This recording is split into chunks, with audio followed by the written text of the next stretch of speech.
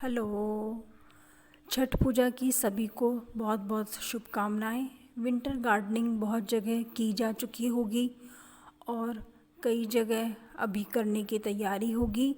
मैं भी कुछ सीड्स और नए लेके आई थी और कुछ सीड्स पुराने पड़े थे जिनसे मैंने विंटर गार्डनिंग कर दी है। इससे पहले के लॉट में जब मैंने विंटर गार्डनिंग की थी तो टेम्परेचर बहुत ज़्यादा होने के कारण सभी जो सब्जियां थी वो उगने के बाद ख़राब हो गई। इसलिए मैंने इस वीकेंड नए सिरे से नए बीज डाले हैं। ये करेला तो मेरा पहले से ही उग रहा है। इसमें मैंने गाजर और ये देखिए मूली दी है। मूली स्प्राउट हो चुकी है। ये 7 डेज़ का रिज़ल्ट है। इसमें धनिया है। ये मैंने नई मिट्टी तैयार की है क्योंकि पुरानी मिट्टी में जो सीड्स थे वो सक्सेसफुल नहीं हुए थे। ये हरा प्याज और लहसुन, ये देसी मेथी है। ये देसी मेथी मैंने 2 प्लांटर्स में दी है। और नेक्स्ट जो है ये है देसी पालक। ये भी मैंने 2 प्लांटर्स में दिया है और मैं दिन में इन्हें बर्ड्स न खा जाएं इसका थोड़ा बीच बीच में देखभाल करती रहती हूँ क्योंकि पहले मेरे जो बीज थे वो पक्षी खा गए थे। तो अब कुछ जो सीड्स हैं ये मूली के हैं। ये मैंने इस गुलाब की क्यारी के आउटर साइड में दिए हैं। यहाँ धूप की पूरी एप्रोप्रिएट मात्रा आती है, इसलिए यहाँ पर ये मैंने मूली के बीज दिए हैं डायरेक्ट ज़मीन में क्योंकि इसके लिए अच्छी गहराई चाहिए होती है।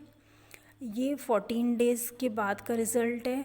ये देखिए करेले अभी लगना शुरू हो चुके हैं, कुछ बन रहे हैं, 1-2 मैं तोड़ भी चुकी हूँ। ये देखिए करेला बन रहा है। ये और इस एक प्लांटर में बहुत सारे करेले छोटे छोटे स्टार्ट हो रखे हैं। ये देखिए छोटा सा और स्टार्ट हो रखा है। ये 14 डेज़ के बाद का रिज़ल्ट है। अब देखिए गाजर काफ़ी ज़्यादा उग चुकी है। ये मूली की पत्तियां हैं।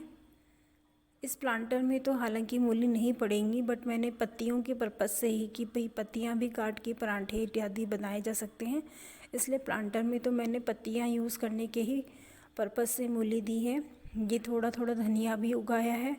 आई थिंक धनिया मुझे और फिर से डालना पड़ेगा।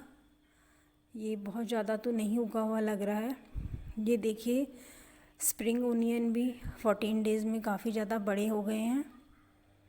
और ये देखिए गार्लिक के स्टैंड्स भी कितने बड़े हो गए हैं। ये देखिए इसके बीच बीच में मैंने पालक भी डाला हुआ है। ये देसी मेथी है जिसकी पत्तियां काफ़ी छोटी होती हैं। मैं यही उगाती हूँ क्योंकि बड़ी पत्तियों वाली मेथी तो हमें मार्केट में मिल ही जाती है। ओरिजिनल मेथी का स्वाद तो इसी मेथी में आता है। ये देखिए ये 15 डेज़ का रिज़ल्ट है, कितनी ज़्यादा अब उगाई हैं। और ये देसी पालक है, ये भी अच्छी ग्रोथ ले रहा है। यहाँ पे आधे दिन सनलाइट आ जाती है, इसलिए धूप की दिक्कत नहीं होती है। ये देखिए पालक भी उगाया है। ये 14 डेज़ का रिज़ल्ट है। ये मेरा दूसरा अटैम्प्ट है। इससे पहले जो थी वो ख़राब हो चुकी थी। ये डायरेक्ट जो ज़मीन में मैंने मिर्ची के पौधे लगाए हैं ये एज़ इट इज़ हैं, अभी कोई ख़ास ग्रोथ नहीं हुई है। और ये बैंगन के पौधे भी सितंबर से लगे हुए हैं। इनमें बैंगन स्टार्ट हुआ था और अब नहीं, इनका कुछ भी रिज़ल्ट नहीं हुआ है। तो हालांकि मुझे इस ज़मीन की कोई ज़्यादा ज़रूरत तो है नहीं, इसलिए पौधे यहाँ पे लगे हुए हैं, मैंने इन्हें हटाए नहीं हैं।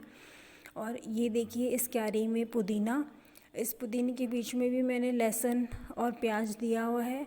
इस एरिया में मेरे पुदीना पूरे साल भर रहता है क्योंकि यहाँ पे प्रॉपर सनलाइट आती है। तो ये डायरेक्ट ज़मीन में ही लगा रखा है मैंने। इसकी जड़ें यहीं पे फैलती रहती हैं और फूटता रहता है। चूँकि अभी यहाँ पे अच्छी धूप आती है, अदरवाइज़ तो सर्दियों में पुदीना कम ही देखने को मिलता है। ये देखिए मेरे पपीता में कि जो ये 2 नए पौधे थे इनमें फ्लावरिंग हो रही है। देखिए इतनी अच्छी फ्लावरिंग हो रही है, पूरा पौधा फूलों से भरा हुआ है। और ये जो एक पुराना पौधा है इसमें देखिए 2 पपीता लगी हुई हैं। मतलब पपीता तो काफ़ी लगी हुई है, लेकिन 2 राइप हो चुकी हैं, इन्हें अभी तोड़ा जा सकता है। ये देखिए। और यहाँ पे देखिए मेरे इस गार्डन में 10 साल से एक कड़ी पत्ते का पौधा था, जो कि मैंने इस साल फर्स्ट बार ऐसा हुआ है कि मैंने ये पौधा यहाँ से हटवा दिया, क्योंकि ये एक बहुत बड़े पेड़ का रूप ले चुका था। मैंने आज तक 10 साल में कभी भी इसे नहीं काटा है, मैंने इसी बार इसे काटा है, क्योंकि इस जगह कड़ी पत्ता अपने आप भी फूटता रहता है। यहाँ पे चारों तरफ काफ़ी कड़ी पत्ता अपने आप ही उगता रहता है, और इसने यहाँ पे धूप भी ब्लॉक कर रखी थी। तो इस साल मैंने इस कड़ी पत्ते के पौधे की हार्ड प्रूनिंग कर दी है। तो अब देखिए, अभी ये मॉर्निंग के 8 बजे का व्यू है। यहाँ से ईस्ट से सूरज उगता है, तो उगने के साथ ही मेरे गार्डन में अच्छी धूप आ जाएगी। इस कड़ी पत्ते ने पेड़ का रूप लेके काफ़ी धूप ब्लॉक कर रखी थी, तो मैंने इसकी हार्ड प्रूनिंग कर दी है। और ये देखिए मेरा चंपा का पौधा, ये भी जो मेरा पाम का पौधा है उसके बराबर ग्रोथ कर चुकी थी, और बहुत टाइम से मैंने इसे नहीं काटा है, और ये भी बहुत ऊंचे पेड़ का रूप ले चुका था, और इसके फूल भी इतने ऊपर लगते थे कि हम पूजा इत्यादि के लिए इसके फूल नहीं तोड़ पाते थे। तो इस साल मैंने इस चंपा के पौधे की भी हार्ड प्रूनिंग कर दी है। दोस्तों, बहुत दुख तो होता है कि एक पेड़ बहुत अच्छी ग्रोथ कर चुका हो और उसे हम काटें। तो ये देखिए, हार्ड प्रूनिंग करने के बाद मुझे दुख तो बहुत हुआ कि इतना बड़ा पेड़ था, मैंने उसे काट दिया, लेकिन ये बहुत ज़्यादा ज़रूरी था, क्योंकि ये गार्डन में बहुत ज़्यादा सनलाइट भी ब्लॉक कर रहा था।